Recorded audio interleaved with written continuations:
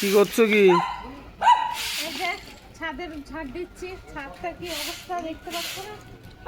এই এতগুলো ফুল গাছ দেখো তো কি অবস্থা। এইগুলো সব সাইডে রাখলাম। এই তুলসী গাছটা কোন সাইডে রাখবো? ওটা থাক, ওই যদি শরীর রাখছো ওইদিকে। একটা সাইড এই কোণাটা পরিষ্কার করতে হবে।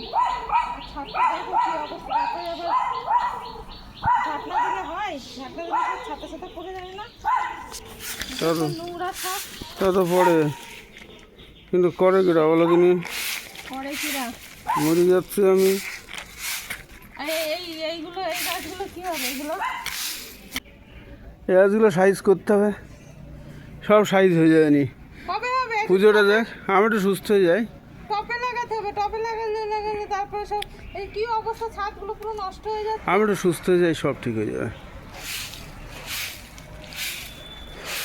ছাদ নষ্ট হলে ভালো লাগে দেখতে, ছাদ থাকবে পরিষ্কার। বাজলো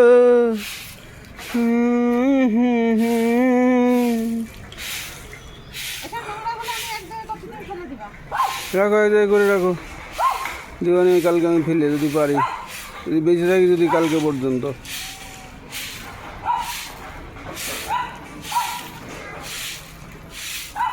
ঠিক করে পরিষ্কার করো, ঠিক করে। আর এই কাঁঠালের পাতা মাথা পড়িয়ে ভরিয়ে যাচ্ছে, আর ভাল লাগে না। কোনাটা ঝাড় দিতে হবে। কোন কোনটা? ওই কোনাটা ঝাড় দেওয়া হয়নি, রোদ চলে এসছে।